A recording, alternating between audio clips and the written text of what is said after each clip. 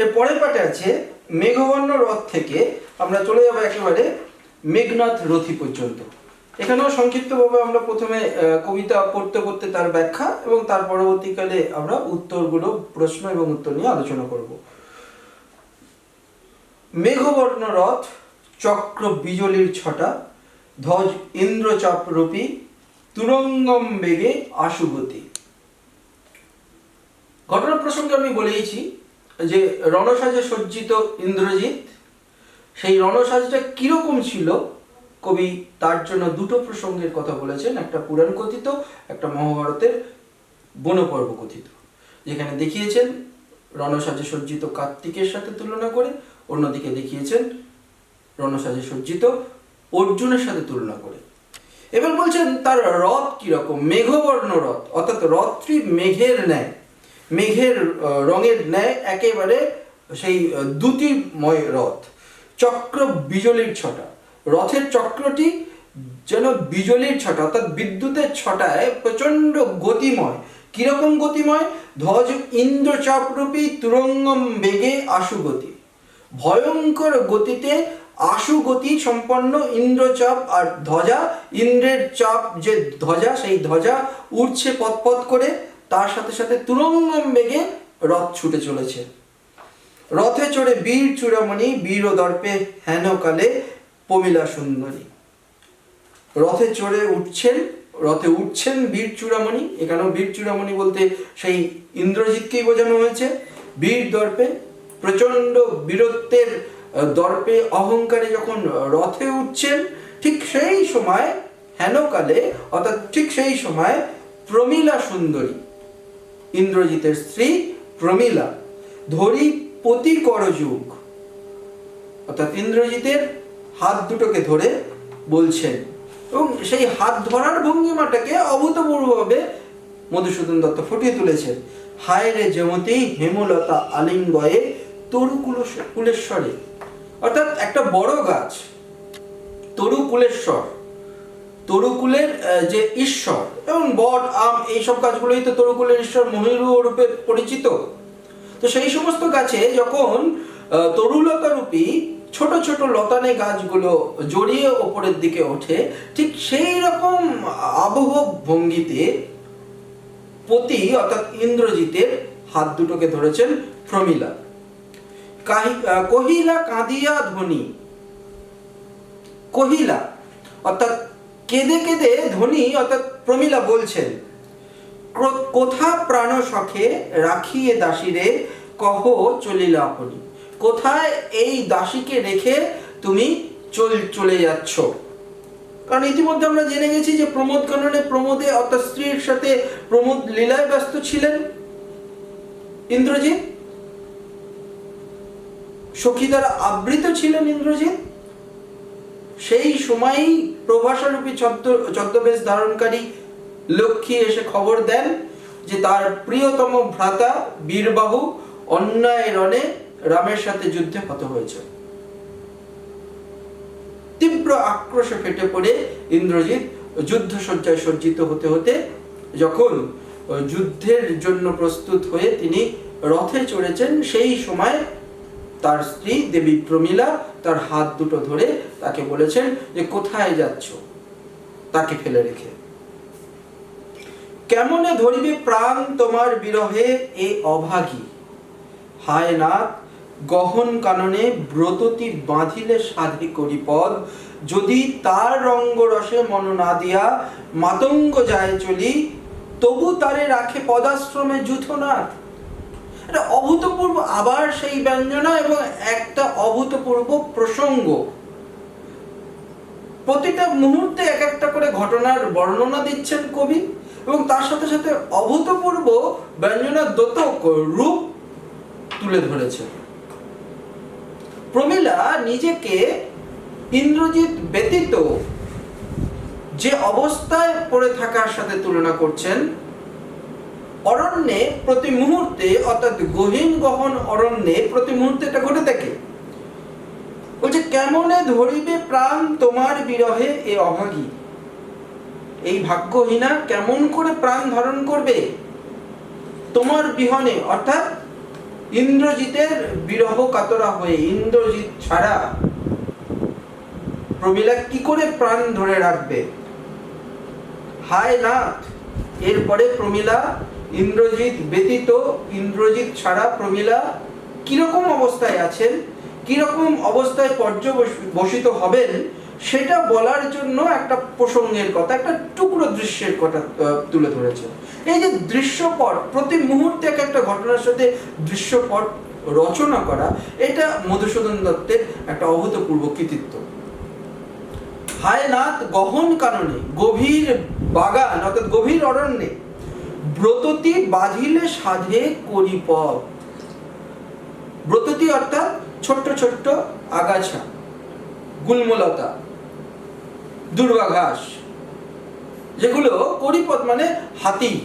হাতি যখন বনের মধ্যে দিয়ে যায় তখন তার পায়ে অসংখ্য ছোট ছোট গুল্মলতা, আগাছা, এগুলো তার পায়ে গিয়ে জড়িয়ে ধরে, যেন আদর করে তাকে জড়িয়ে ধরে। যদি তার রঙ্গরসে মন না দিয়া মাতঙ্গ যায় চলি, তবু তারে রাখে পদাশ্রমে যূথনাথ। গোষ্ঠীর যিনি নাথ, সেই নাথ কিন্তু তা সত্ত্বেও যদি নাও সেই আবেদন, অদ্ভুতভাবে এই প্রাণহীন গুল্মলতা, যাদের সাথে একটা প্রাণের আরোপ করেছেন এক মানবী যিনি বিরহ কাতরা, পতি বিরহে কাতরা, সেই কাতর বিরহী মহিলা যিনি বলছেন তার প্রিয়তম সখা, তার প্রিয়তম পতি, যিনি বলছেন বিরহ কাতরা অবস্থায় তার কি অবস্থা তৈরি হবে, বিরহ কাতর হয়ে প্রমীলার কি অবস্থা তৈরি হবে। এখান থেকে প্রমীলা চরিত্রটির যে ভাবোদ্যোতক ব্যঞ্জনা অর্থাৎ ব্যক্তিত্ব কিন্তু অভূতপূর্ব ফুটে উঠছে। একাধারে যে সময়ে এই রচনা 1861 খ্রিস্টাব্দ, মধুসূদন দত্তের এই মেঘনাদ বধ কাব্য, তো সেই মেঘনাদ বধ কাব্য 1861 খ্রিস্টাব্দে রচিত। সেই সময় বাংলার পরিবেশ, সেই সময় ভারতবর্ষের পরিবেশ আমরা যদি ভেবে দেখি, তাহলে সেখানে দেখব স্ত্রী স্বাধীনতা ছিল না বললেই চলে। এই যে নারী জাতির অহমিকা এবং ব্যক্তিত্বের স্বাধীনতা, দর্প, প্রমীলারূপী একজন মহিলার মাধ্যমে ফুটিয়ে তোলার চেষ্টা করেছেন, চরিত্রটাকে ফুটিয়ে তুলেছেন আধুনিক রমণী রূপে, আধুনিকা রূপে, একজন শিক্ষিতা, আধুনিকা, রুচিশীলা মহিলা, যিনি তার যোগ্য পতির বিরহকে ফুটিয়ে তুলছেন একটা অরণ্যে, গভীর অরণ্যে একদল হাতি যখন চলে যায়, তাদের পায়ে অজস্র গুল্মলতা সেই হাতির পায়ের চাপে দলিত হয়, মতিত হয়, কিন্তু তারপরেও অনেক হাতির পায়ে কি হয় না, সেই গুল্মলতা লেগে থাকে। যদি তার রঙ্গরসে মন না দিয়া মাতঙ্গ যায় চলি, তবু তারে রাখে পদাশ্রমে যূথনাথ। মাতঙ্গ যদি তাকে, সেই ব্রততীর দলকে যদি পায়ে মারিয়ে দিয়েও চলে যায়, তারপরেও কিন্তু যূথনাথ অর্থাৎ গোষ্ঠীর যিনি প্রভু বা নাথ, তিনি কিন্তু তাকে স্মরণে রাখেন, তাকে পায়ে রেখে দেন। এটা অভূতপূর্ব প্রাসঙ্গিক ঘটনাকে অবলম্বন করে প্রমীলার যে কাতর, বিরহ কাতরা মন, তাকে একটা সুন্দর পরিপ্রেক্ষিতে তুলে ধরলেন কবি।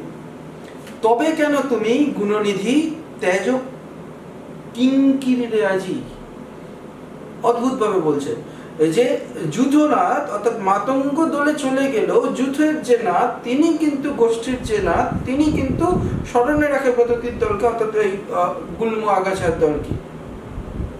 তাহলে ইন্দ্রজিৎ গোষ্ঠীর প্রভু অর্থাৎ যুবরাজ, তা সত্ত্বেও তিনি কেন তেজ অর্থাৎ তেজ মানে এখানে ত্যাগ করলেন? তবে কেন তুমি গুণনিধি, সর্বগুণ সম্পন্ন ব্যক্তিত্ব ইন্দ্রজিৎ, তাকে সেই রূপে সম্বোধন করছেন প্রমীলা। খুব লক্ষণীয় এটা যে এই পর্যায়ে প্রমীলা চরিত্রটি অত্যন্ত ব্যক্তি স্বাতন্ত্র্যময়ী, দুর্ধর্ষ শিক্ষার একটি পরিচালনার যে গুণ এবং সর্বসম্পন্ন একটি যে দৃষ্টিভঙ্গি, গুণের যে দৃষ্টিভঙ্গি, পরিস্ফুটিত করার যে দৃষ্টিভঙ্গি, একজন শিক্ষিত রমণীর যে দৃষ্টিভঙ্গি হওয়া দরকার, ব্যক্তি স্বাতন্ত্র্যের যে প্রস্ফুটিত, যেটাকে আমরা বলবো যে প্রকাশ করা, প্রকাশ করলেন। সেই প্রকাশ করছেন কে না দেবী প্রমীলা। সেই সময় দাঁড়িয়ে 1861 খ্রিস্টাব্দ। প্রমীলার মধ্যে এই যে দৃপ্ত পদচারণ এবং দৃপ্ত ভঙ্গিমা, অভিব্যক্তি, এটা কিন্তু সেই ঊনবিংশ শতাব্দীর নবজাগরণেরই প্রতিফলন। কবি মাইকেল মধুসূদন দত্ত ইউরোপীয় মহাদেশের যে ঘটনাক্রমগুলো দেখেছেন প্রসঙ্গক্রমে তার সেই অভিজ্ঞতাকে তার কাব্য রচনার মধ্য দিয়ে প্রতিফলিত করেছেন। মেঘনাদ বধ কাব্যেও সেই নবজাগরণের সূত্রগুলো প্রতিফলিত হয়েছে। তাই তিনি সাহস দেখাতে পেরেছেন যে ভারতবর্ষের মতো দেশে যেখানে রামচন্দ্র লক্ষ্মণকে দেবতার সাথে তুলনা করা হয়, সেখানেও রামচন্দ্র এবং লক্ষ্মণকে একজন সাধারণ তুচ্ছ নরের সাথে, তুচ্ছ মানবের সাথে তুলনা করেছেন। অন্যদিকে রাবণ, ইন্দ্রজিৎ এবং তার সাথে সাথে আনুষাঙ্গিকভাবে তাদের যে চরিত্রগুলো, যেমন প্রমীলা, এই চরিত্রগুলোকে অভূতপূর্বভাবে মানবেতর, অর্থাৎ মানবের থেকে, সাধারণ মানুষের থেকেও অত্যন্ত উচ্চ পর্যায়ে রেখেছেন। দেশপ্রেমী বীর, যুদ্ধবীর ইন্দ্রজিৎ, তার যে দেশের প্রতি কর্তব্য, সেটাকে কিন্তু প্রমীলা দেবী বলেননি। সাধারণ নারীর মতো কিন্তু তিনি তার স্বামীকে আটকে রাখতে চাননি। তিনি বলছেন, যূথনাথের সাথে তুলনা করছেন যে এক গভীর গহন অরণ্যে যেমন করে একদল মাতঙ্গ, একদল হাতি যেমন মত্ত অবস্থায় চলে যায়, তখন তাদের পায়ে চাপে দলিত হয় গুল্ম গুচ্ছ, আগাছার দল, তবুও তাদের পায়ে লেগে থাকে আগাছা, গুল্ম। সেই রকম করেই আবেদন করছেন যে একই সাথে তিনি সহধর্মিণী, ধর্মপত্নী। তাহলে ইন্দ্রজিৎ যদি দেশ উদ্ধার করতে যান, তাহলে তার পত্নী রূপে প্রমীলারও তার সাথে যাওয়ার দরকার। সুখে দুঃখে সর্বত্র সহগামিনী যিনি, তিনি স্ত্রী। তো এই পর্যায়ে ইন্দ্রজিতের সাথে প্রমীলার দৃষ্টিভঙ্গির কোথাও কোনো ফারাক নেই, পার্থক্য নেই। এবং সর্বোপরি যেটা লক্ষণীয়, সেই সময় দাঁড়িয়ে প্রমীলা তার দেশপ্রেমিক যুবরাজ স্বামী ইন্দ্রজিতের পাশে দাঁড়ানোর এই যে মানসিকতা, এই মানসিকতা ঊনবিংশ শতাব্দীর নারী জাগরণের, ব্যক্তি স্বাতন্ত্র্যবোধের, শিক্ষার অভিরুচি এবং তার সাথে সাথে যৌক্তিকতার প্রকাশ ঘটেছে প্রমীলার চরিত্রের মাধ্যমে, প্রমীলার বক্তব্যের মাধ্যমে। তার সাথে সাথে অভূতপূর্ব বিনয়, যে তেজ কিঙ্কিরিরে আজি, কি বলছেন না, তেজ কি কিঙ্কিরিরে আজি, কিঙ্কিরি বলতে এখানে দাস, এখানে নিজেকে বিনম্রতার সাথে তুলে ধরেছেন যে দাসী তিনি।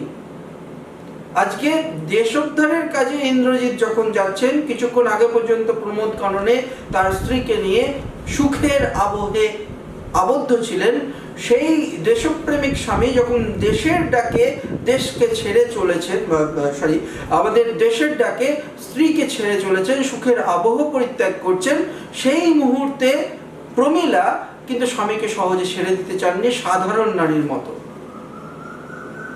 তিনি সুখের সাথে সাথে দুঃখের দিনেও স্বামীর পাশে থাকতে চেয়েছেন। তাই প্রশ্ন করেছেন, তবে কেন তুমি গুণনিধি তেজ কি কিঙ্কিরিরে আছি, তুমি কেন আজকে সুখের আবহ থেকে যখন দুঃখের আবহে যাচ্ছ, তখন দাসীকে কেন ত্যাগ করে যাচ্ছ? এই প্রসঙ্গের পর উত্তর দিচ্ছেন মেঘনাদ। হাসি উত্তরিলা মেঘনাদ, উত্তরিলা আবার সেই একই জায়গায় উত্তর করিলা, সেখান থেকে একই সাথে উত্তরিলা। হেসে উত্তর দিলেন মেঘনাদ। কি উত্তর দিলেন? ইন্দ্রজিতে জিতি তুমি সতী, বেঁধেছ যে দৃঢ় বাঁধে, কে পারে খুলিতে সে বাঁধে। উপযুক্ত পত্নী প্রেমিক প্রবর ইন্দ্রজিৎ তার পতিপ্রাণা স্ত্রীকে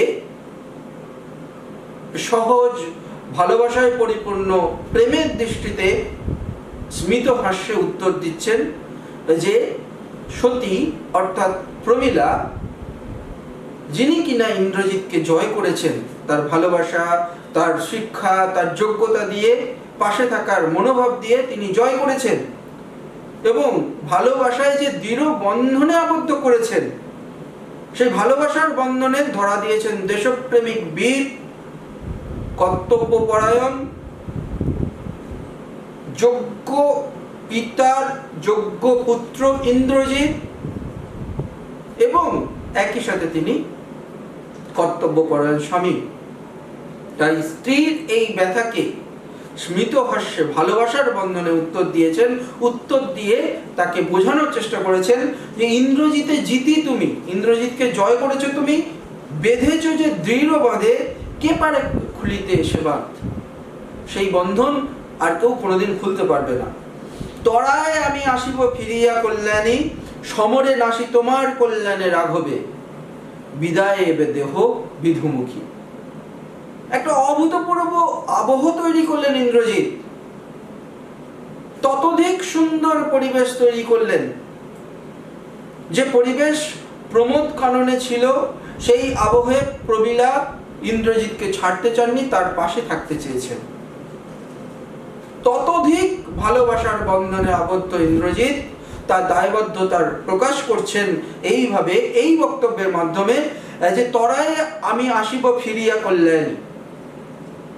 প্রমীলাকে কল্যাণীর সাথে তুলনা করেছেন, অর্থাৎ যিনি কল্যাণ দান করেন, যিনি কল্যাণ করেন, তিনিই তো কল্যাণী। এখানে প্রমীলা কল্যাণী। তো বলছেন সমরে নাসি তোমার কল্যাণে রাঘবে, রাঘব অর্থাৎ রামচন্দ্রকে, রঘুকুলে জাত যিনি, সেই রঘুকুলে জাত অন্যতম প্রখ্যাত ব্যক্তি হচ্ছেন রামচন্দ্র। তাই রামচন্দ্রকে রঘুকুলের প্রতীক হিসাবে ধরা হয়, এবং রাঘব অর্থে রঘুকুল থেকে জাত যিনি। তা রাঘবকে তরায় হত্যা করে, তাড়াতাড়ি হত্যা করবেন, এবং কার কল্যাণে হত্যা করবেন? প্রমীলার কল্যাণে হত্যা করবেন। প্রমীলার ভালোবাসার বন্ধনে তিনি রামচন্দ্রকে হত্যা করে আবার ফিরে আসবেন। এই যে স্ত্রীর প্রতি কর্তব্য পরায়ণ, এখানে সম্পূর্ণরূপে স্ত্রীর প্রতি কর্তব্য পরায়ণ একজন সাধারণ স্বামী ইন্দ্রজিৎ। অন্যদিকে ততোধিক ভাবে আবার ফুটে উঠছে ইন্দ্রজিতের দেশপ্রেম, ইন্দ্রজিতের বীরত্ব। শুধু তাই নয়, ইন্দ্রজিতের মধ্যে রয়েছে দৃঢ় চেতনা এবং দৃপ্ত ভঙ্গিমা। কোথাও কোথাও কোনো হতাশার দোতনা নেই।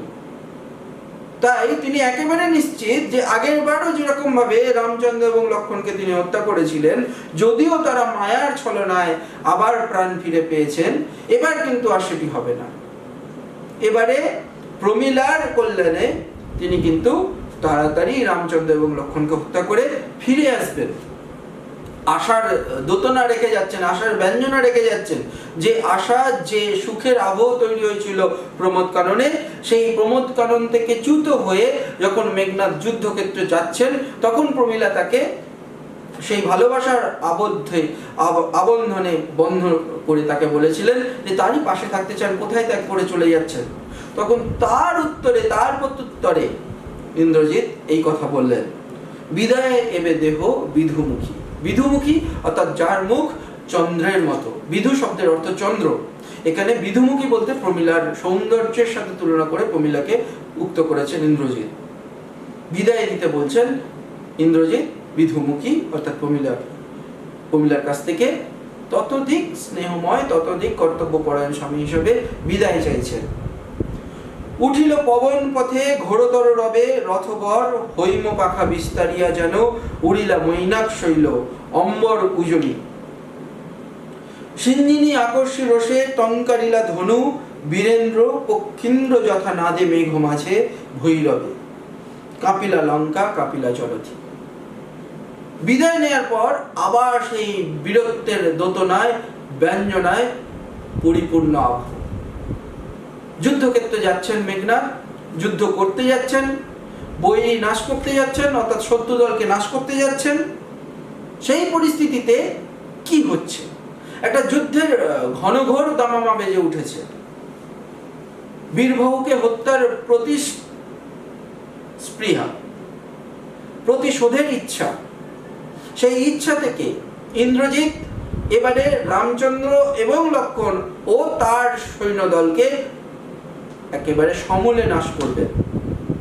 সেই নাশ করার ইচ্ছা থেকে, অভিপ্সা থেকে, যে ঘনঘোর দামামা আবহ তৈরি করার পরিকল্পনা, একই সাথে বীরত্বের দোতনা মধুসূদন দত্তের এই ভাষার পরিকাঠামোয় অভূতপূর্বভাবে ফুটে উঠেছে। উঠিল পবন পথে, হাওয়ায়, আমরা বলি না যে হাওয়ায় একটা আওয়াজ উঠছে, হাওয়ায় একটা আওয়াজ উঠছে, হাওয়ায় একটা শব্দ উঠছে, সেটাই যে যুদ্ধের দামামা বাজছে কিরকম উঠিল পবন পথে, ঘোরতর রবে, ভয়ঙ্কর আওয়াজে, ভয়ঙ্কর শব্দে, রথবর, রথের শ্রেষ্ঠ যিনি, অধিকারী যিনি, হৈম পাখা বিস্তারিয়া যেন উড়িলা মৈনাক শৈল। আবার সেই পুরাণ প্রসঙ্গ।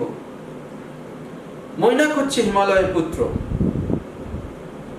ঘটনাক্রমে মৈনাক পরবর্তীতে মৈনাক পর্বত রূপে নিমজ্জিত হয়েছিল সমুদ্রে।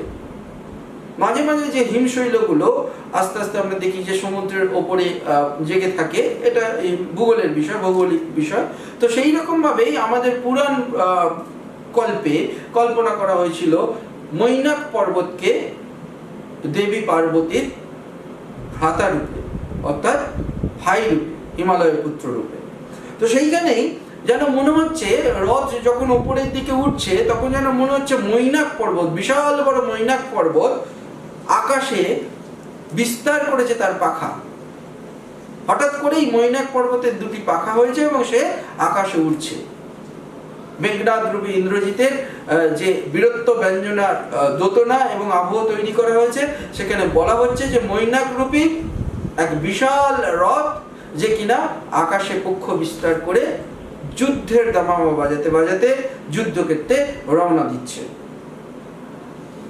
অম্বর উজ্জ্বলী, অম্বর অর্থাৎ আকাশ, আকাশকে উজ্জ্বল করে, অর্থাৎ সেই মৈনাক শৈলের মতো যুদ্ধের দামামা সৃষ্টিকারী ইন্দ্রজিতের রথ গোটা আকাশকে আলোর ছটায়, আলোর দ্যুতিতে উজ্জ্বল করে তুলল।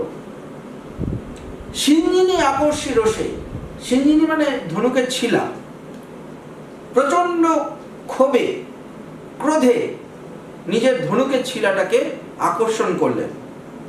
টঙ্কারিলার ধনুক, ওই ধনুকের ছিলা অর্থাৎ একটা সরু চামড়ার অংশ থাকে যেটা ধনুকে পরাতে হয়, তো সেই ধনুকের ছিলা টেনে ধরে যে ক্ষোভ, যে ক্রোধ শত্রু নাশ করার, সেটা প্রকাশ করলেন যুবরাজ ইন্দ্রজিৎ।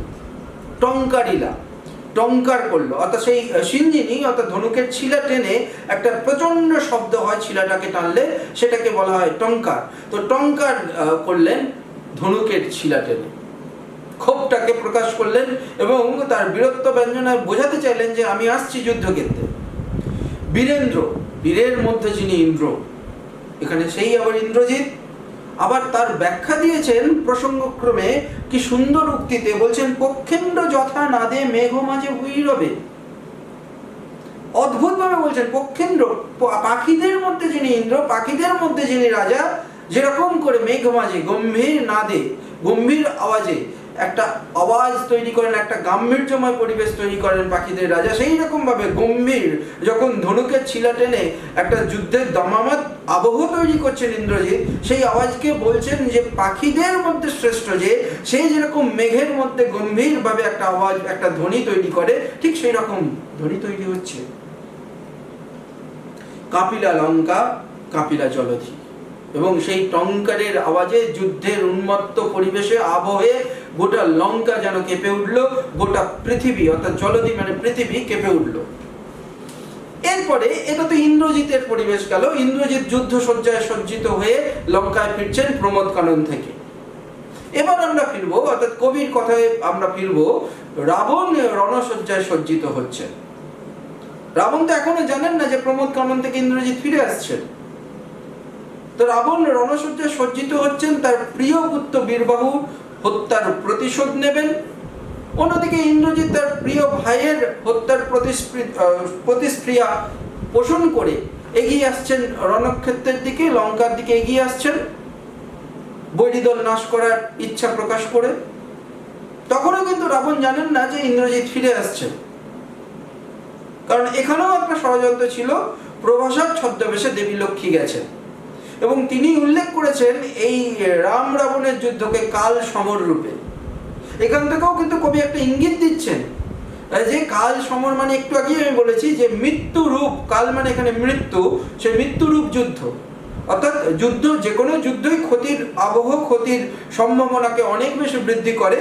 তো এক্ষেত্রেও রাম রাবণের যুদ্ধে যে মৃত্যু আসছে এবং মৃত্যু যে কার দিকে এগিয়ে আসছে সেটা কিন্তু আগাম ইঙ্গিত দিচ্ছেন লঙ্কার লক্ষ্মী, যিনি প্রভাসার ছদ্মবেশে কার কাছে গেছেন? প্রমোদ কাননে ইন্দ্রজিতের কাছে গেছেন। তিনি খবরটা দিলেন বীরবাহুর হত্যা এবং তার পরবর্তীতে আমরা পরবর্তী পর্যায়ে দেখলাম যে ইন্দ্রজিৎ রণসজ্জায় সজ্জিত হয়ে আবার বৈরিনাশের তীব্র আকাঙ্ক্ষা প্রকাশ করে বীর মদে মত্তিত, মানে এটাকে কি বলবো, মত্ত হয়ে, একটা বীরত্বের রসে মত্ত হয়ে তিনি এগিয়ে আসছেন লঙ্কার দিকে। ইতিমধ্যে সাজিছে রাবণ রাজা বীর মদে মাতি। অন্যদিকে দেশনায়ক রাবণ, রক্ষকুলপতি, রাক্ষসাধিরাজ, রাক্ষস কুলের অধিপতি, একাধারে তিনি যেমন বীরবাহুর পিতা, অন্যদিকে তিনি তেমনি দেশনায়ক, দেশের সমস্ত জনগণের ভার তার দিকে, তার মাথায়। তার দায়িত্ব বহুগুণে বৃদ্ধি পেয়েছে বীরবাহুর অকাল মৃত্যুতে। একদিকে দেশের সম্মান, অন্যদিকে পুত্রের হত্যার প্রতিশোধ, আবার দেশের সাথে সাধারণ মানুষের জনজীবনের যে যোগাযোগ, সেই সংযোগকে রক্ষা করার দায়িত্ব রাবণের। এই অদ্ভুত পরিস্থিতিতে রাবণ যুদ্ধসজ্জায় সজ্জিত হচ্ছেন। এই পরিপ্রেক্ষিতে লঙ্কার পরিবেশটা কেমন সেটা দেখাচ্ছেন কবি। রণসজ্জায় সজ্জিত হচ্ছেন রাবণ, বীর মদে মাতি, অর্থাৎ বীরত্বের এক উৎসাহে, বীরত্ব ব্যঞ্জক রসে তিনি একেবারে উত্তেজিত হয়ে সজ্জায় সজ্জিত হচ্ছেন, রণসজ্জায় সজ্জিত হচ্ছেন। বাজিছে রণবাজনা। যুদ্ধক্ষেত্রে যাওয়ার আগে তখনকার দিনে যুদ্ধের বাজনা বাজতো। এটাকে সহজ বাংলায় যেটাকে বলা হয় কুচকা আওয়াজ করা। আমাদের সেনাবাহিনীর লোকেরাও, সেনাবাহিনীর সৈন্যরাও, বীর সৈনিকরাও এইরকম কুচকা আওয়াজ করেন। তো সেখানে সৈনিকদের সাহস যোগানোর জন্য, উৎসাহ বাড়ানোর জন্য এক শ্রেণীর সৈনিক থাকেন যারা বাজনার তালে তালে উৎসাহ বাড়াতে থাকেন, সঙ্গীতের মাধ্যমে উৎসাহ বাড়াতে থাকেন। তো রণবাজনা বাজছে, অর্থাৎ যুদ্ধের বাজনা বাজছে। গরজিছে গজ, অর্থাৎ হাতিরা সেখানে আওয়াজ করছে, যেটাকে ব্রিং হর্ন বলে। রেছে অশ্ব, অশ্বও তার এই যুদ্ধে যাওয়ার উত্তেজনায় চিৎকার করে উঠছে। অশ্ব অর্থাৎ ঘোড়া, ঘোড়ার আওয়াজকে হেসা বলা হয়, সেই হেসে অশ্ব। হুঙ্কারিছে পদাতিক, অর্থাৎ পায়ে হেঁটে যে সমস্ত সৈনিকরা যুদ্ধক্ষেত্রে এগিয়ে যায় তাদেরকে পদাতিক বলা হয়। পদাতিকরা হুঙ্কার করছে। রথী, রথীরা অর্থাৎ যারা রথে করে যুদ্ধ করতে যায়, পরিচালনা করে, তারাও হুঙ্কার করছে। উড়িছে কৌশিক ধ্বজ, উঠিছে আকাশে কাঞ্চন কঞ্চুক বিভা, হেনকালে তথা দ্রুত গতি উতরিলা মেঘনাথ রথী। এমন একটা আবহ যেখানে রণসজ্জায় সজ্জিত হচ্ছেন খোদ রাজা, অর্থাৎ দেশের রাজা রাবণ, যিনি রণসজ্জায় সজ্জিত হচ্ছেন, এবং রাজা রণসজ্জায় সজ্জিত হচ্ছেন বলে গোটা দেশের জনগণ, এমনকি পদাতিক থেকে সমস্ত জনগণ টকবক করে ফুটছে প্রতিশোধ নেওয়ার স্পৃহা। এই পরিবেশে হঠাৎ করে সেখানে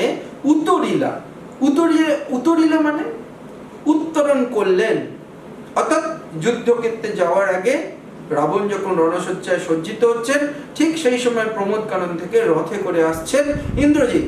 রথ থেকে নেমে আসছেন ইন্দ্রজিৎ বাবার কাছে, অর্থাৎ রাক্ষস কুলের অধিপতি রাবণের কাছে।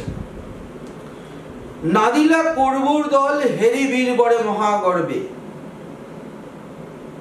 এরপরের জায়গায় আমরা চলে যাব, যে পাঠটা হলো তারপর থেকে আমরা চলে যাব একদম শেষের পার্ট। এটা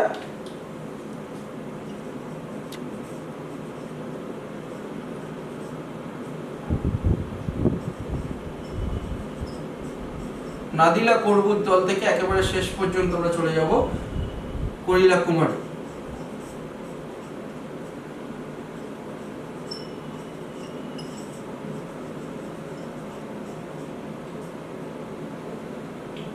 একেবারে শেষের পার্ট এটা, এই কবিতার একেবারে শেষের অংশ। তাহলে তিনটে অংশ আমরা এখানে দেখতে পাবো। একটি হচ্ছে প্রমোদ কাননের ঘটনা, দ্বিতীয় পার্টে আমরা দেখলাম ইন্দ্রজিৎ তার ভাইয়ের হত্যার প্রতিশোধ স্পৃহায় কিভাবে সেজে উঠছেন এবং প্রমোদ কানন থেকে লঙ্কায় আগমন ঘটছে তার। অন্যদিকে এবার একেবারে শেষের পর্যায়ে আমরা দেখব রাবণ রাজা, যিনি দেশের রাজা, তিনি রণসজ্জায় সজ্জিত হচ্ছেন। গোটা লঙ্কা সেই রাবণ রাজার রণসজ্জায় সজ্জিত হওয়া দেখে হুঙ্কারে ফেটে পড়ছে। এমন সময় ইন্দ্রজিৎ রাবণের কাছে এসে উপস্থিত। এই পর্যায়ে পিতা পুত্রের কথোপকথন। পিতা পুত্রের কথোপকথনে আমরা দেখব একাধারে দেশপ্রেমিক পিতা, অন্যদিকে দেশপ্রেমিক পুত্র, দেশের রাজা, অন্যদিকে ভবিষ্যতের দেশের যুবরাজ। পুত্র স্নেহে কর্তব্যপরায়ণ পিতা, অন্যদিকে পিতার প্রতি শ্রদ্ধাশীল ব্যক্তিত্ব পুত্র ইন্দ্রজিৎ। এই অভূতপূর্ব একটা দোলায়মান পরিস্থিতি, একটা দ্বন্দ্বের পরিস্থিতি, মানসিকভাবে একটা অভূতপূর্ব যন্ত্রণা, দোতনা, ব্যঞ্জনা, সবকিছুর একটা আক্ষেপ এবং আক্ষেপ মিলিয়ে মিশিয়ে তৃতীয় পর্যায়ের যে অংশটা, সেটা মধুসূদন দত্ত অভূতপূর্বভাবে এই পর্যায়ে ফুটিয়ে তুলেছেন। অভিষেক কবিতার এটি শেষ অংশ। নাদিলা করবুর দল হেরি বীরবরে মহাগর্বে। যুবরাজকে দেখে, বীরবরকে দেখে, অর্থাৎ বীরেদের শ্রেষ্ঠ বীর ইন্দ্রজিৎকে দেখে সমস্ত করবুর দল মানে রাক্ষস যারা সৈন্য, তারা সবাই বীরত্ব ব্যঞ্জক একটা চিৎকার করে উঠলো। নাদিলা মানে এখানে নাদ করে উঠলো, নাদ করিলা, নাদ মানে আওয়াজ, আওয়াজ করে উঠলো। যেমন আমরা বিভিন্ন প্রিয়জনদের দেখলে চিৎকার করে উঠি না, সেই রকম ভাবেই এখানে তাদের প্রিয় যুবরাজ মেঘনাদকে দেখতে পেয়ে রাক্ষস কুলের রাক্ষস সৈন্যরা অত্যন্ত আশাব্যঞ্জক হয়ে উৎসাহ প্রকাশ করার ভঙ্গিমাটি ওই আওয়াজের মাধ্যমে করে উঠল। নমি পুত্র পিতার চরণে। পিতা অর্থাৎ রাক্ষসাধিপতি রাবণের পায়ে প্রণাম করে করজোড়ে কহিলা, হাত জোর করে পিতার কাছে পুত্র নিবেদন করছে, হে রক্ষ কুলপতি, শুনেছি মরিয়া নাকি বাঁচিয়েছে পুনরাঘব। প্রশ্ন করছেন যে হে রক্ষ কুলপতি, অর্থাৎ রাবণকে রক্ষকুলের পতি হিসাবে ধরছেন, স্বামী হিসাবে ধরছেন, রাক্ষস বংশের প্রধান প্রভু তিনি। বলছেন শুনেছি নাকি রামচন্দ্র আবার মরে বেঁচেছেন। এ মায়া পিত বুঝিতে না পারি। এই মায়া, এই ছলনা আমি বুঝতে পারছি না, কিন্তু অনুমতি দেহ। যাই ঘটুক না কেন, মায়া ঘটুক, ছলনা ঘটুক, যাই ঘটুক না কেন, যার বলে রামচন্দ্র এবং লক্ষ্মণ পুনরায় জীবিত হয়েছেন, যেটাই ঘটুক না কেন, সমূলে নির্মূল করিব পামরে আজি। এই যে সুযোগটা যদি পান ইন্দ্রজিৎ, তাহলে একেবারে সমূলে নির্মূল করতে চাইছেন পামর অর্থাৎ পাপীদের। এখানে রামচন্দ্র এবং লক্ষ্মণকে পামরের সাথে তুলনা করেছেন। দুরাচারী পামর মানে পাপী, এই অধর্মের প্রতীক রামচন্দ্র এবং লক্ষ্মণকে তাদের একেবারে সমূলে বিনাশ করতে চাইছেন ইন্দ্রজিৎ। কিরকম ভাবে বিনাশ করবেন? ক্ষোভ, দেশের বিরুদ্ধে যে সমস্ত অনাচারী দল দেশকে আক্রমণ করে তাদের বিরুদ্ধে যুবরাজ কি বলছেন, যুবরাজ ইন্দ্রজিৎ কি বলছেন, কিরকম ভাবে তাদেরকে নাশ করবেন? ঘোর সরানলে করি ভস্য, বায়ু অস্ত্রে উড়াইব তারে, নতুবা বাঁধিয়ে আনি দেব রাজপদে। এতটাই তীব্র ক্ষোভ তাদের প্রিয় ভ্রাতা বীরবাহুকে হত্যা করার যে আক্ষেপ, যে রামচন্দ্র লক্ষ্মণকে তিনি হত্যা করেছেন, তারা পুনরায় মায়ার ছলনা বলে আবার নতুন করে বেঁচে উঠেছেন এই ঘোর ষড়যন্ত্রকে নাশ করবার জন্য। ইন্দ্রজিৎ বলছেন যে ঘোর সরানলে, স্বরের আগুন, সরানল, স্বর মানে তীর, তীরের অনল অর্থাৎ তীর দ্বারা আগুন সৃষ্টি করে সেই আগুনে রামচন্দ্র এবং লক্ষ্মণকে ছাই করবেন, পুড়িয়ে ছাই করবেন, আর তারপর সেই ছাইকে বায়ু অস্ত্রে অর্থাৎ বায়ুর অস্ত্র রূপ দিয়ে তাকে গোটা পৃথিবীতে উড়িয়ে দেবেন, যাতে সেই ছাই আর কখনো একত্রিত না হতে পারে, পরবর্তীকালে আবার ছলনার দ্বারা তারা না পুনরায় জীবিত হয়ে উঠতে পারেন। নতুবা যদি এটা না করেন, তাহলে দ্বিতীয় পরিকল্পনা কি? নতুবা বাঁধিয়া আনি দিব রাজপদে, নতুবা দুইজনকে বেঁধে রাজপদ অর্থাৎ রাবণ রাজার পায়ের কাছে এনে রেখে দেবেন। দীর্ঘক্ষণ পুত্রকে দেখেননি রাবণ রাজা। বলছেন ইন্দ্রজিৎ তো তার নিজের মনের অভিপ্সার কথা বললেন যে কিভাবে তার শত্রুকে তিনি নাশ করবেন, অথবা তাদের দুজনকেই ধরে নিয়ে এসে রাবণ রাজার পদের কাছে ফেলে দেবেন। এবার পিতা উত্তর দিচ্ছেন আলিঙ্গি কুমারী। দীর্ঘক্ষণ তার সাথে দেখা হয়নি, কারণ পুত্র প্রমোদ কাননে গিয়েছিল যুদ্ধের পর। আবার দেখা হওয়ার পর পুত্রকে তিনি আলিঙ্গন করলেন, বুকে জড়িয়ে ধরলেন, চুম্বিশির মাথায় স্নেহাশিস স্নেহ চুম্বন করে মৃদু স্বরে খুব হালকা ভাবে উত্তর করিলা তবে স্বর্ণ লঙ্কাপতি। ইন্দ্রজিতের এই যে দোতনা সম্পন্ন বীরত্ব ব্যঞ্জক যে কথাগুলো, দেশের রাজার মতোই যতই তিনি দুঃখে কাতর হোক না কেন, ততই তিনি স্থিরধী, অর্থাৎ তার যে স্থিতিশীলতা, কারণ তিনি জানেন যে দেশের সম্পূর্ণ মান সম্মান এবং দেশের গৌরব সবটাই এখন তার হাতে। তাই অত্যন্ত স্থিতধীর মতোই তিনি উত্তর দিলেন তার পুত্রকে। বলছেন রাক্ষস কুল শেখর তুমি বৎস, তুমি রাক্ষস কুল ভরসা। রাবণও জানেন এবং জনগণও জানেন যে রাবণের পর যিনি লঙ্কার হাল ধরবেন, লঙ্কার ভবিষ্যতের সূর্য হবেন, তিনি কিন্তু ইন্দ্রজিৎ। তাই বলছেন রাক্ষস কুলের ভরসা কিন্তু এই ইন্দ্রজিৎ, রাক্ষস কুল শেখর অর্থাৎ রাক্ষস কুলের সূর্য এই ইন্দ্রজিৎ। এ কাল সমরে নাহি চায় প্রাণ, মম পাঠাইতে তোমা বারংবার। এই কালরূপ সমর, এই কালরূপ যুদ্ধে ইন্দ্রজিৎ তো এর আগেও যুদ্ধ করতে গিয়েছিলেন, কিন্তু সেখানেও মায়ার ছলনায় রামচন্দ্র লক্ষণ পুনরায় মৃত হয়ে পুনরায় জীবিত হয়েছে। রাবণও কোনো একটা ইঙ্গিত থেকে একেবারেই বিচক্ষণ রাজার মতোই বলছেন যে এই কাল সমরে তোমাকে পাঠাতে আমার ইচ্ছা করছে না। হায় বিধি বাম মম প্রতি, খুব উল্লেখযোগ্য একটা লাইন। দেশের জনগণের প্রতি তার যে দায়িত্ববোধ, কর্তব্যপরায়ণ রাজা রাবণ, তার পরিস্ফুটিত বিচক্ষণতা থাকা সত্ত্বেও এই কাল সমরের যে আগাম ইঙ্গিত পেয়েছেন সেটা থাকা সত্ত্বেও তিনি কিন্তু দেশের জনগণের প্রতি দায়িত্ববদ্ধ একজন রাজা হিসাবে এই কাল সমরে নিজেকে সঁপে দিতে চেয়েছেন। আর দেশের ভবিষ্যৎ রাজা যুবরাজ ইন্দ্রজিৎকে তিনি এই কাল সমরে পাঠাতে চান না, তার মনের ইচ্ছা এটা। কারণ যখন তিনি বলেছেন যে বিধি বাম মমপতি, সেখানে দুটো ইঙ্গিতের কথা বলেছেন। এক, কে কবে শুনেছে পুত্র ভাসে শিলা জলে, কে কবে শুনেছে লোক মরি পুনবাচে। গোটা পৃথিবীতে আমরা অমর শব্দটা ব্যবহার করি, কিন্তু মানব জন্ম বা প্রাণী দেহে প্রাণ ধারণ করলে মৃত্যু হবে এবং মৃত্যুর পর আবার অলৌকিকভাবে ফিরে আসবে, এটা কিন্তু আমাদের এই জগতে কখনো ঘটে না। কিন্তু অদ্ভুতভাবে রাম এবং লক্ষণ দুজনেই ইন্দ্রজিতের শরাঘাতে মৃত্যুর পরেও মায়ার ছলনায় আবার নূতন করে জীবন ফিরে পেয়েছে।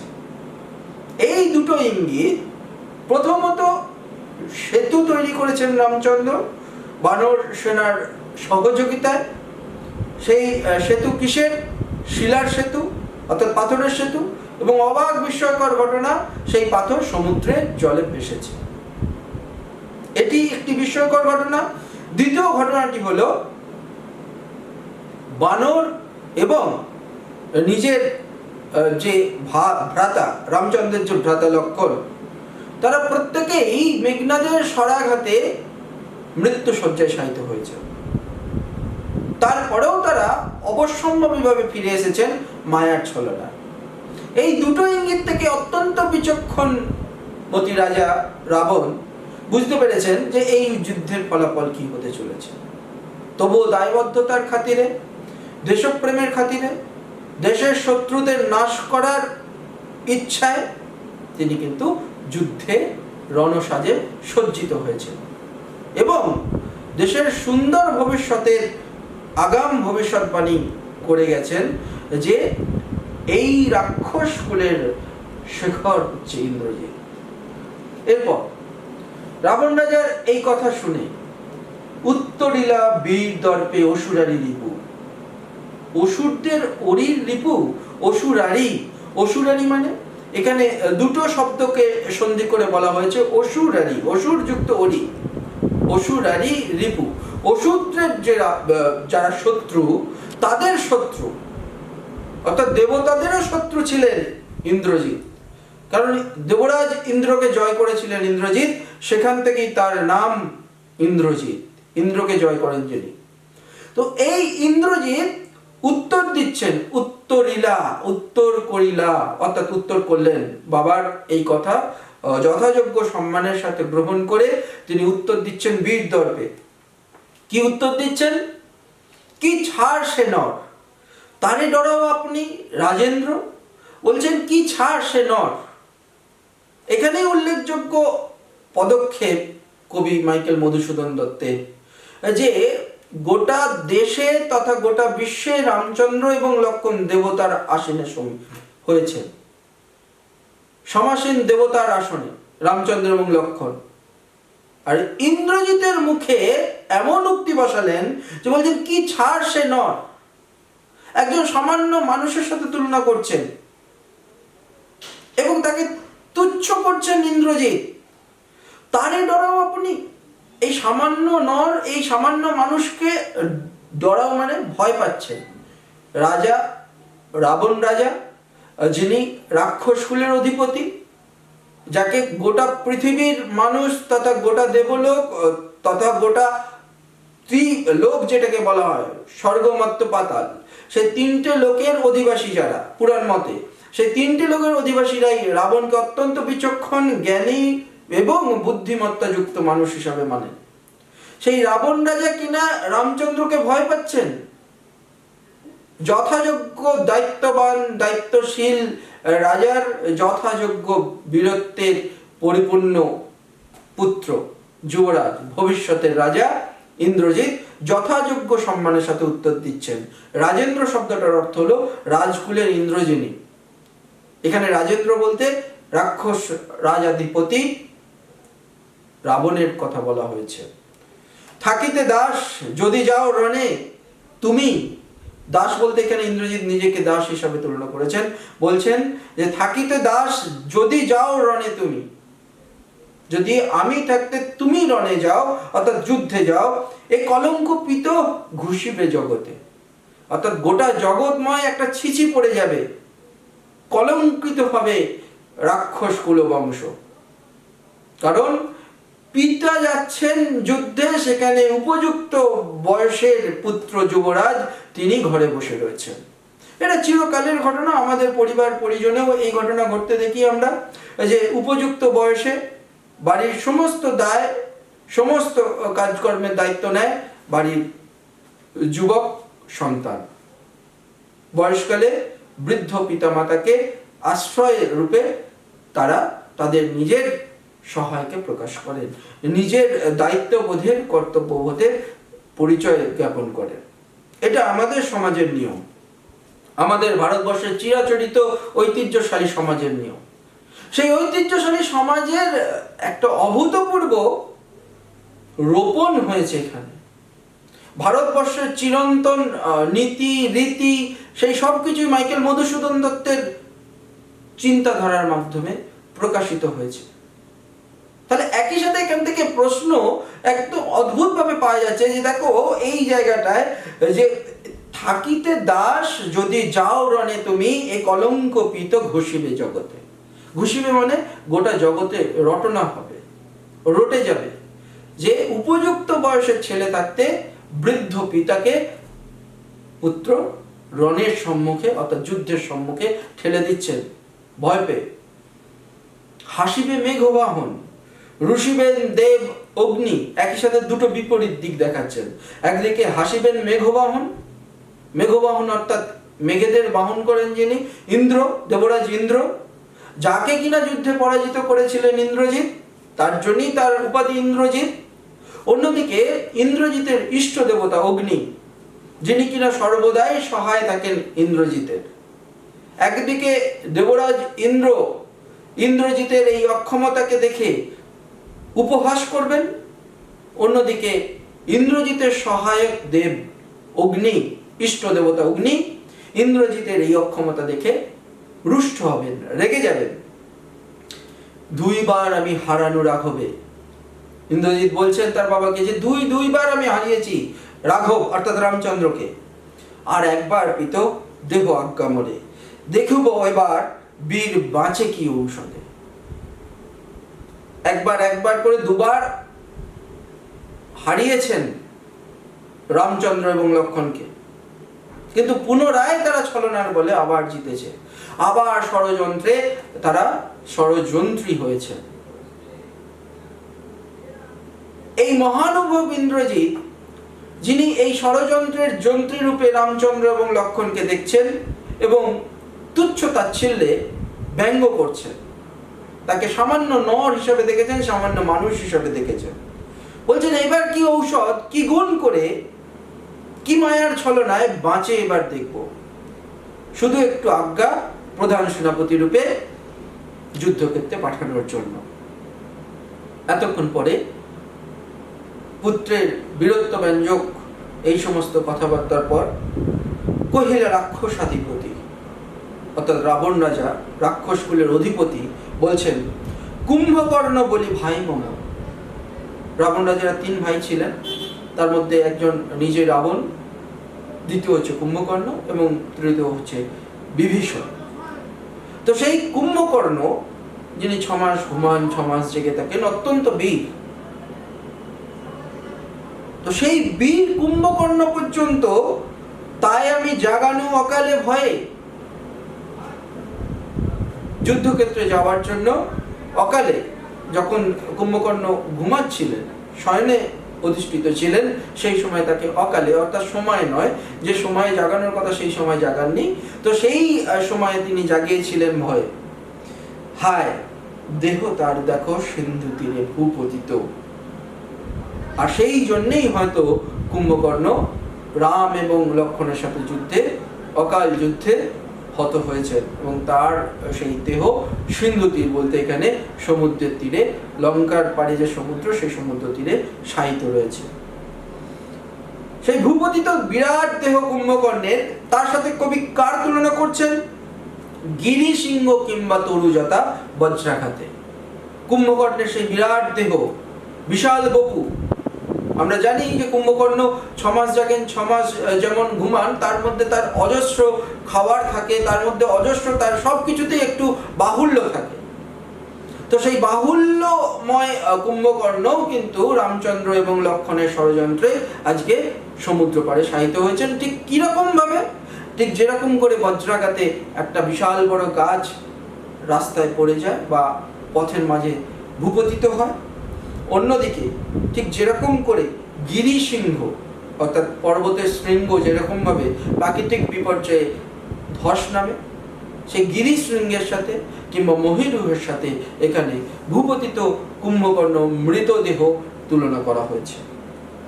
তবে যদি একান্ত সমরে ইচ্ছা তব বৎস, আগে পুজো ইষ্ট দেবে।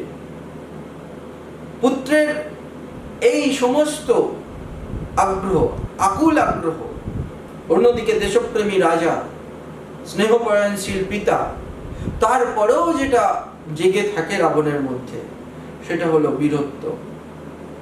শত কষ্ট, শত ব্যথা, শত বেদনা সত্ত্বেও সেই বীরত্বকে কখনো ছাড়তে পারেননি রাবণ রাজা। একাধারে তিনি যেমনি বারবার করে বলছে, তিনি যেমন শ্রদ্ধাশীল দেশের নাগরিক, একজন দায়িত্ববান রাজা, একজন জ্ঞানী বিচক্ষণ মানুষ, একজন দায়িত্বশীল পিতাও তিনি, একজন দায়িত্বশীল পরিবার প্রেমী ভ্রাতাও তিনি, পরিবারের বড় দাদাও তিনি। এত কিছুর প্রকাশ ঘটেছে এই রাবণ রাজার চরিত্রে। তারপরেও তিনি এই কাল সমরের ভবিষ্যৎ নিরীক্ষা করার পরেও, ভবিষ্যৎকে জানার পরেও ইন্দ্রজিৎকে কিন্তু পাঠাতে রাজি হয়েছে। কারণ বীর কখনো যুদ্ধক্ষেত্র ভয়ে ত্যাগ করেন না। রাবণ রাজার মধ্যে এই বীরত্ব ব্যঞ্জক দোতনা বারে বারে ফুটে উঠেছে। প্রথমত তিনি যেমন বীরবাহুর শোকে যখন রণসজ্জায় সজ্জিত হচ্ছিলেন, তার মধ্যে ছিল যেমন পুত্রের মৃত্যুর প্রতিশোধ নেওয়ার প্রতিস্পৃহা, অন্যদিকে ছিল দেশের সম্মান বাঁচানো, তেমনি এদিকে ইন্দ্রজিতের আবেদনের পরিপ্রেক্ষিতে জেগে উঠেছে একদিকে স্নেহশীল পিতা, পুত্র হারানো পিতার ভয়, দেশপ্রেমের তীব্র আকুতি, দেশের প্রতি দায়িত্বশীল একজন বিচক্ষণ নাগরিক, অন্যদিকে তিনি দায়িত্ববান রাজাও বটে। কারণ তিনি জানেন তার অবর্তমানে লঙ্কার হাল ধরতে পারে একমাত্র দক্ষ যুবরাজ ইন্দ্রজিৎ। তাই প্রথমত তাকে তিনি যুদ্ধক্ষেত্রে পাঠাতে চাননি। পরপর দুবারই তিনি সেনাপতি পদে বরণ করেছিলেন ইন্দ্রজিৎকে। তারপরেও কিন্তু রামচন্দ্র আবার ছলনার দ্বারা এক অভূতপূর্ব ক্ষণে পুনরায় মৃত হয়ে পুনরায় জীবিত হয়েছেন। তো বলছেন, ঠিক আছে বৎস, অর্থাৎ মেঘনাদের এই আকুল আকুতি থেকে তিনি বলছেন, ঠিক আছে তুমি যুদ্ধে যাবে, কিন্তু তার আগে তুমি তোমার ইষ্টদেব অর্থাৎ অগ্নির পূজা সারো, অগ্নির কাছ থেকে আশীর্বাদ নাও, নিকুম্বিলা যজ্ঞ সাঙ্গ করো বীরমণি, অর্থাৎ বীরকুলের মণি তুমি, বীরেদের মধ্যে তুমি রত্ন, সেই রত্নকে অর্থাৎ ইন্দ্রজিৎকে বাবা হিসেবে, রাজা হিসেবে উপদেশ দিচ্ছেন, আদেশ দিচ্ছেন যে তুমি যুদ্ধে যাওয়ার আগে তোমার ইষ্টদেবকে স্মরণ করো, তাকে সন্তুষ্ট করো। ইন্দ্রজিতের ইষ্টদেব হচ্ছেন অগ্নি, এর আগেও বললাম। সেই অগ্নির উপাসনা করার জন্য লঙ্কার প্রাসাদে একটি যজ্ঞাগার ছিল আলাদাভাবে যুবরাজ ইন্দ্রজিতের জন্য। সেই যজ্ঞাগারের নাম নিকুম্বিলা যজ্ঞাগার। এখানেই এই নিকুম্বিলা যজ্ঞাগারে ইন্দ্রজিৎ তার উপাস্য দেবতা, ইষ্ট দেবতা অগ্নির উপাসনা করতেন। সেনাপদে আমি বরিনু তোমারে, অর্থাৎ তোমাকে আমি সেনাপতির পদে বরণ করে নিলাম। দেখো অস্তাচলগামী দীননাথ দেবে। ঘটনার পরম্পরাক্রমে রাবণ রাজা বলছেন, অস্তাচলে যাচ্ছেন দীননাথ, অর্থাৎ সূর্য, দিনের নাথ যিনি, সূর্য দিনের নাথ, দিনের প্রভু, দিনের স্বামী। তো সেই সূর্য অস্ত যাচ্ছে, অস্তাচলগামী, অস্তাচলে গমন করছে যে, সেই অস্তাচলগামী সূর্য, তাকে সাক্ষী রেখে বলছেন যে প্রভাতে যুঝিও বৎস রাঘবের সাথে। এই যে সময়, নিশাকালীন যে সময় সূর্য অস্ত যাচ্ছে, তখনকার দিনের নিয়ম ছিল যে রাত্রিবেলায় যুদ্ধ করতে নেই, সকালে সূর্য উদিত হওয়া থেকে সূর্য অস্ত যাওয়া পর্যন্ত যুদ্ধ করার নিয়ম ছিল। তো তাই বলছেন যে এই রাত্রিকালীন অবসরে তুমি ইষ্ট দেবতা অর্থাৎ অগ্নির উপাসনা করো নিকুম্বিলা যজ্ঞাগারে গিয়ে, প্রভাতকালে তুমি সেনাপতি রূপে আবার যুদ্ধ করতে যাবে রাঘবের সাথে। যুঝিও শব্দের অর্থ হচ্ছে এখানে যুদ্ধ করা। যুদ্ধ করবে কার সাথে? রাঘবের সাথে।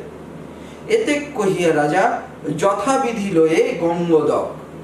আমাদের শাস্ত্র মতে অভিষেক করার নিয়ম, আমি প্রথমেই বলেছি, অভিষেক হলো একটা মঙ্গল আচরণযুক্ত পদ্ধতি, যে পদ্ধতির মাধ্যমে কোনো ব্যক্তিকে কোনো পদে বরণ করে নেওয়া হয়। মঙ্গল আচরণ, গঙ্গা জল প্রভৃতি পূত পবিত্র জল এবং মঙ্গল কিছু বিশিষ্ট চিহ্নের দ্বারা। এখানে যুবরাজ ইন্দ্রজিৎকে